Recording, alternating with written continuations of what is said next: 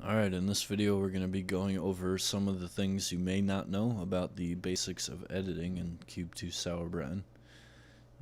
So we're just going to assume with this tutorial series that you know the basics of editing, like how to use materials, entities, how to move and manipulate cubes. So we're going to be skipping all the basics and just going right into moderate and advanced mapping. But this first video is going to cover a few things you may not know and that you definitely should know before we move on to the higher level editing. So let's go ahead and start a new map. Now first thing I should say is you probably already noticed, but I have some mods and a custom client. I was too lazy to use a vanilla client because I have completely different binds, and I didn't want to change them all just so that I could have a fresh vanilla client. So I'm sorry about that. And also I should mention that these tutorials, you can learn pretty much everything I'm going to show you through the editing reference on sauerbraten.org. But these are, if you're like me, you fucking hate reading, so you do a lot better with visualizations. So hopefully these will make you a better mapper and you can make more maps, hopefully, for the game.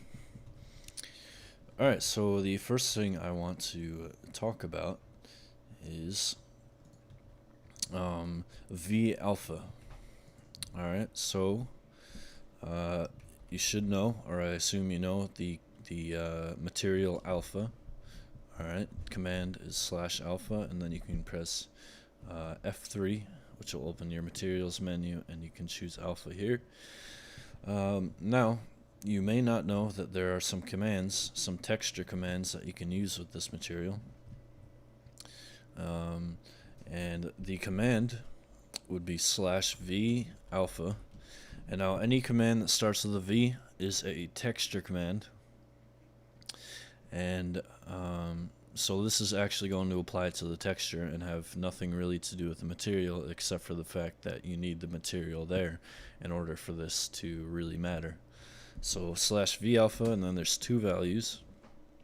So the first one by default is 0.5, and that is the transparency of the material, or the geometry underneath the alpha material. So that explains why we can sort of see through this cube, but not completely. So let's go ahead and change that to a little bit lower just to show you what it does. So 0.2, and these values are anywhere from 0 to 1. And then the second value is the transparency of the back face of this front of the cube we're looking at. So by default it's 0, and that explains why we cannot see any of the other sides of the cube through this side of the cube. Alright, so let's turn that up to 0.5. Alright, so now you can see that the front face here is a little more transparent. And if we walk around, we can now see that front face from the back of the cube. So it looks a little more realistic. Now let's go ahead and apply that to the entire cube. You can either do that, well, go ahead and press 0 to turn all faces on, and that is going to texture all faces of the cube. Now you can either re-enter the command, and it will apply it to all the faces, or you can use Y and scroll to get that texture that you just modified and apply it to the entire cube. Alright, the next thing is teledest. So you should know how to use teleports. Let's go ahead and add one, new teleport. Alright, and of course the first value of a teleport is the slot, I guess. So if you have a teleport 1, your teledest needs to be a teledest 1, so that they match. New teledest 1. Alright, and then if you hold the teleport, you can see the blue line telling you where it goes. Now for the teleport, let's cover that one too while we're at it. You can hold down 2 and scroll on a teleport and change the model for the teleport if you want to use like a barrel for the teleport. Or you can scroll down and use a -1 value, and that uses no models, so you can create your own teleport, some particles or something. And then the teledests, a lot of people don't know, but when you walk through the teleport, by default, teledests stop you right at the destination. They stop your momentum immediately, and then you have to start moving again. If I jump through it, you'll see it a little better. Alright, I'm kind of stopped. Now you can change, that is the third value of a teledest. So the first one is the direction, the second value is the slot to match the teleport. And the third value, you can either have 0, which is by default, it stops you, or you can turn that up to a 1. And now you can see what it does here. When I jump through, it's nice and smooth, and it keeps my momentum, it doesn't stop me.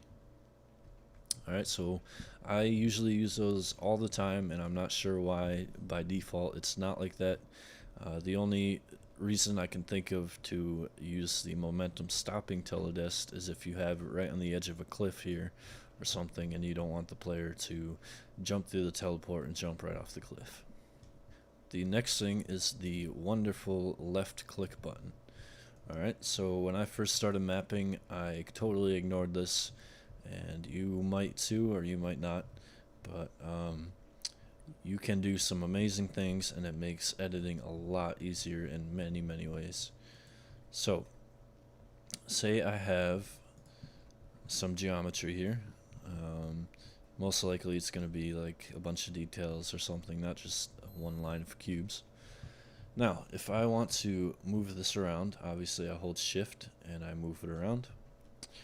Now, if I wanted to move it up, because I have the top face selected, so I can only move it along the X and Y axis, or whatever you want to call this, only along the ground. Alright, horizontally, I guess. If I want to move it vertically, obviously you should know that I now need to select the side of the cube, and then I can move it up. Now, an easier way to do that, when you have the top selected, and then instead of going here and selecting it again, you could just left click on the surface, and that will keep your selection, but it will change the face. Or I can even do it this way. And that is super helpful, because if you have like some detail like this over here, alright, just hypothetically, and you want to move that, and then you want to go ahead and select all this, and you're like, oh crap, I can't reach out there, so you gotta try and manage your way. Alright, you could just select, you know, a little bit of this, and then you can left click over here, and this will also expand your selection. So left click wherever you want to expand it to, and you can see what it does. Alright, it just makes things so much easier. And then you can also, if you hold left click, you can move the selection without the geometry. Alright, so if I wanted to copy this somewhere, I could do, alright, so I press C to copy, and instead of figuring out where it's going to paste, I can just take the whole selection, and then I know exactly where it is going to paste. It's going to paste within this exact selection, so I can press V to paste, and there you go. Okay, we also have offset textures. Now, if you know the command /V offset, let's go ahead and texture something here. Let's texture something off grid so we can see an example. Let's just do something like this. Alright, you can see that texture is not where we want it to be. So if you know the command /V offset, alright, you can play around with the values and sort of guess, trial and error, to figure out what offset you want. So the first value, it's two values, first X and Y. I'm not sure which one is which. Alright, so you can play around with that. However, a lot easier, or a much easier way to do that is to hold O or hold P and scroll. Alright, and it's going to sort of do it in real time and make things a lot easier, so we can get the texture where we want it to be. Okay, so here I set up a little example of some materials. Let's turn show matte off. I got a couple cubes here, this one with alpha, this one with no clip, and this one with some water in it. Now this is just hypothetical again. if you have a lot of geometry built with some details and something looking really nice, and you have some materials there that you want to get rid of. Now if you highlight them all or select them all and you hit delete, that's going to delete everything within your selection. Now you don't want that because you want to keep the geometry, you just want to get rid of the materials. How do you do that? The trick is to use the material air. Alright, so /air, that's going to get rid of every material. It's going to replace the material with just air, and it's going to keep your geometry.